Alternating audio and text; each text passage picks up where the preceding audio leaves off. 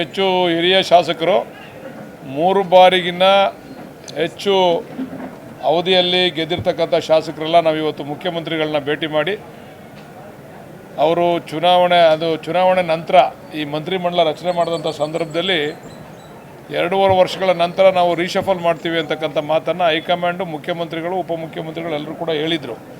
ಅದರಂತೆ ಇವತ್ತು ನೀವು ಪುನರ್ರಚನೆ ಮಾಡಬೇಕು, ನಮ್ಮಲ್ಲಿರ್ತಕ್ಕಂಥ 40 ಜನ ಶಾಸಕರಲ್ಲಿ ಒಂದು 20 ಜನ ಶಾಸಕರಿಗೆ ನೀವು ಯಾರಿಗಾರು ಮಾಡಿ, ನಮಗೆ ಮಾಡಿ ಅಂತ ನಾವು ಕೇಳಲ್ಲ, ಯಾರಿಗಾರು ಮಾಡಿ 20 ಜನ ಹೊಸ ಮುಖಗಳಿಗೆ ಅವಕಾಶ ಮಾಡಿಕೊಡ್ಬೇಕು ಅಂತೇಳಿ ಮುಖ್ಯಮಂತ್ರಿಗಳನ್ನ ಭೇಟಿ ಮಾಡಿ ಇವತ್ತು ನಾವು ಮನವಿಯನ್ನು ನಾವೆಲ್ಲ 40 ಜನ ಸೇರಿ ಸಲ್ಲಿಸಿದ್ದೀವಿ. ಮತ್ತು ಈಗ ಇದಾದ ನಂತರ ಉಪಚುನಾವಣೆಗಳು ಮತ್ತು ಬೇರೆ ಬೇರೆ ರಾಜ್ಯದ ಚುನಾವಣೆಗಳು ಆದ ನಂತರ ನಾವು ಹೈಕಮಾಂಡ್ನ ಭೇಟಿ ಮಾಡಬೇಕು ಅಂತ ತೀರ್ಮಾನ ಮಾಡಿ ನಮ್ಗೆ ಅವಕಾಶ ಮಾಡಿಕೊಡ್ಬೇಕು ಅಂತ ಒತ್ತಾಯ ಮಾಡ್ತಾಯಿದ್ದೀವಿ ಹೈಕಮಾಂಡ್.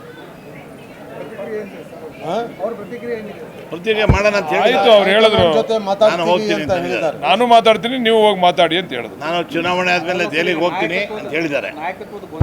ನಾಯಕತ್ವದ ಗೊಂದಲಕ್ಕೂ ನಮಗೆ ಇಲ್ಲ.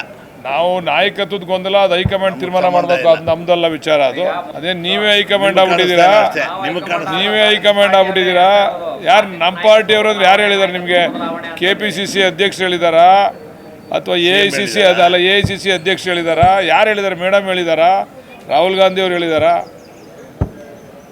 ಅದನ್ನು ಅವ್ರು ತೀರ್ಮಾನ ಮಾಡ್ತಾರೆ, ಅದನ್ನು ನಾವು ತೀರ್ಮಾನ ಮಾಡೋಕ್ಕಾಗಲ್ಲ. ಅದನ್ನು ಹೈಕಮಾಂಡ್ ತೀರ್ಮಾನ ಮಾಡಬೇಕು. ಅದು ಬೇರೆ ವಿಚಾರ, ಅದು ಈ ವಿಚಾರ ಬೇರೆ, ಅದೇ ವಿಚಾರ ಬೇರೆ. ಮಾತುಗಳನ್ನ ಇಟ್ಟಿದ್ದೀವಿ ಅಷ್ಟೇ. ಅವ್ರು ಕೊಟ್ಟಿರುವಂಥ ಮಾತು ಪ್ರಕಾರ ಆಗಬೇಕು ಅಂತ ಕೇಳ್ಕೊಂಡಿದ್ದೀವಿ. ಆಯಿತು, ಬೈ ಎಲೆಕ್ಷನ್ ಆದಮೇಲೆ ನಾನು ಹೈಕಮಾಂಡ್ ಜೊತೆ ಮಾತಾಡ್ತೀನಿ ಅಂತ ಮುಖ್ಯಮಂತ್ರಿಗಳು ಕೂಡ ಹೇಳಿದ್ದಾರೆ. ಭರವಸೆ ಸಿಕ್ಕಿದೆ, ಗ್ಯಾರಂಟಿ ಭರವಸೆ ಸಿಕ್ಕಿದೆ. ಅವ್ರದ್ದು ಬೇರೆ ಸಪ್ರೇಟ್, ಅವ್ರು ಮಾಡ್ಕೊಳ್ಳಿ, ಅವ್ರ ಅಭಿಪ್ರಾಯ ಅದು, ಮತ್ತು ಅವ್ರ ಹಕ್ಕು ಅವ್ರು ಕೇಳಲಿಕ್ಕೆ. ನಮ್ಮ ಹಕ್ಕನ್ನು ನಾವು ಕೇಳ್ತಾ ಇದ್ದೀವಿ, ನಮ್ಮ ಅಭಿಪ್ರಾಯ ತಿಳಿಸ್ತಾ ಇದ್ದೀವಿ.